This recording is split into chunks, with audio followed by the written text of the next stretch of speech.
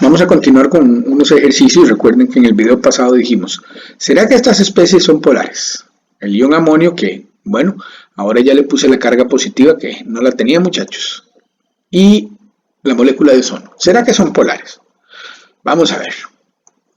Cuando dibujamos la estructura del ion amonio, nos damos cuenta que tiene 4 enlaces que son polares, pero, claro, la sumatoria de todos ellos se cancela, por lo tanto, el ion amonio no se considera una especie polar.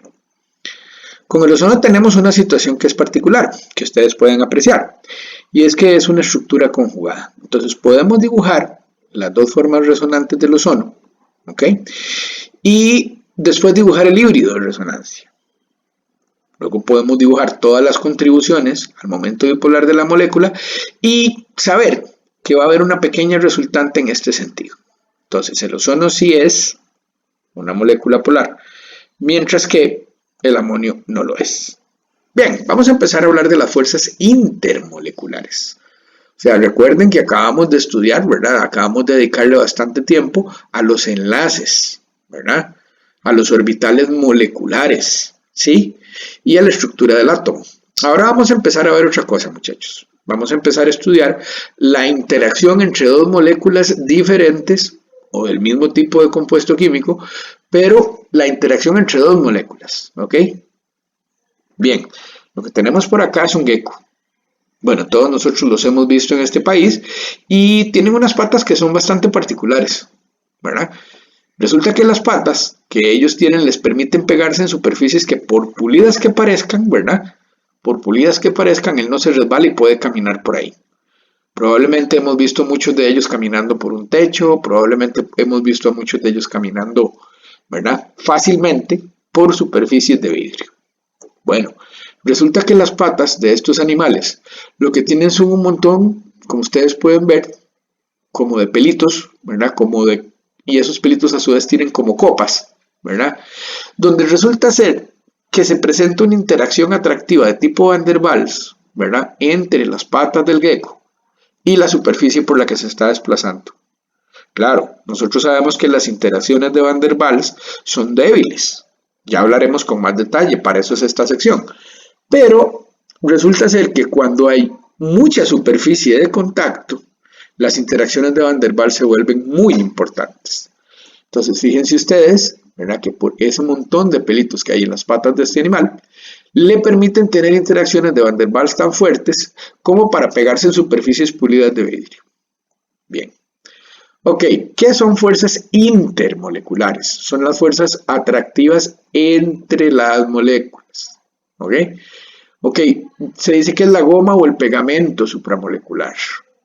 Supramolecular es una palabra que se refiere a la interacción de dos entidades distintas, muchachos. O sea, en este caso, dos moléculas diferentes, o una molécula y un ion, o dos iones. Las fuerzas intramoleculares son las que tienen lugar en el seno de una misma molécula. Por ejemplo, los enlaces covalentes entre átomos. ¿Ok? Bien, vamos a ver un par de láminas que tienen clasificaciones de las fuerzas intermoleculares. Vamos a decir, muchachos, que en esta primera clasificación tenemos las de tipo electrostático. Bueno, muy importante mencionarles que todas las fuerzas intermoleculares, todas las que vamos a estudiar, son de carácter electrostático. Lo que pasa es que cómo se manifiesta esta atracción positivo y negativo o la repulsión entre cargas del mismo signo, perdón, es lo que tenemos que discernir muy bien para explicar todas las fuerzas intermoleculares. Bueno, las electrostáticas, estas son las que se dan entre los iones, muchachos. Son interacciones muy fuertes y estas sí son con cargas positivas y negativas desarrolladas. Ok, tenemos las interacciones de tipo pi-pi, que son en sistemas que tienen dobles enlaces y están conjugados. Resulta que esas nubes pi tienen la propiedad de atraerse, ¿verdad? Dos moléculas diferentes que tengan electrones pi y sobre todo si son conjugados, tienen la probabilidad de asociarse, ¿ok? Vamos a tener las fuerzas de dispersión e inducción como las de Van der Waals, ¿verdad? Ya las vamos a detallar.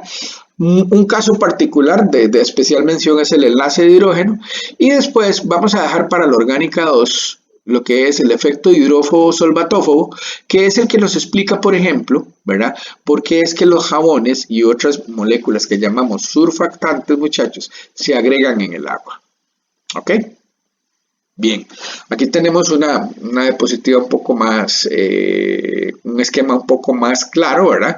Un poco más grande. Fíjense ustedes que aquí dice que fuerzas intermoleculares son las responsables de que las moléculas se mantengan unidas entre sí, ¿verdad? O se asocien. Esa palabra de asociamiento, ¿verdad? Es muy importante. Muy bien. Vamos a tener el enlace de hidrógeno, que lo vamos a tratar diferente. Realmente es como un dipolo-dipolo, pero muy particular. Por eso se trata por aparte. Y tenemos las fuerzas de Van der Waals. ¿Qué tipos de fuerzas de Van der Waals vamos a tener? Las de orientación, por ejemplo, dipolo-dipolo. ¿Por qué de orientación? Bueno, porque podría ser que estén dos dipolos con su carga idéntica de frente, esa es de repulsión, ¿sí? Pero podemos tener una interacción dipolo-dipolo atractiva también. También tenemos aquí las interacciones de carácter ion-dipolo.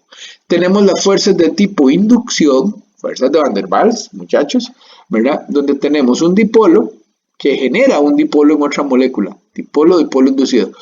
Bueno, estas son fuerzas débiles, muchachos, esta aún más que la anterior.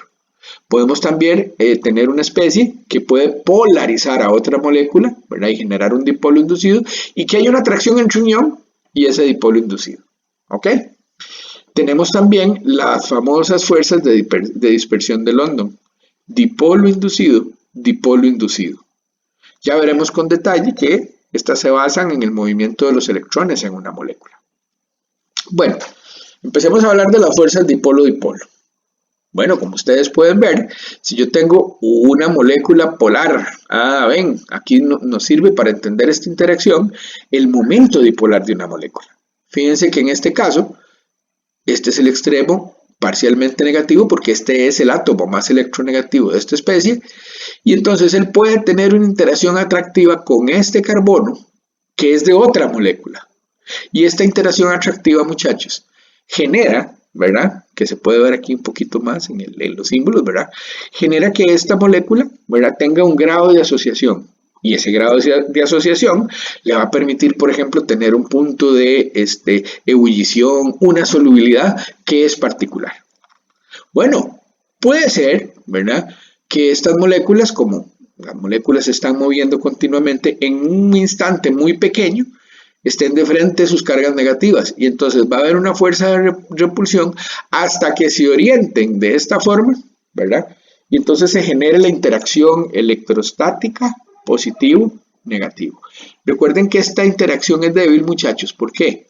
Porque la carga del cloro no es total, no tiene una carga, negativa total, sino parcial, y la carga del carbono es parcial positiva, no total. Bien. Vamos a ver aquí dos características muy interesantes con estas dos moléculas, muchachos. Tenemos el tetracloruro de carbono, que es una molécula no polar, sin embargo tiene un punto, ¿verdad? Como ustedes pueden ver, de ebullición de 77 grados. Entonces las fuerzas intermoleculares van a ser importantes, ¿verdad? En lo que son las propiedades físicas de algunas de las moléculas. Sí, claro. Fíjense ustedes, ¿verdad?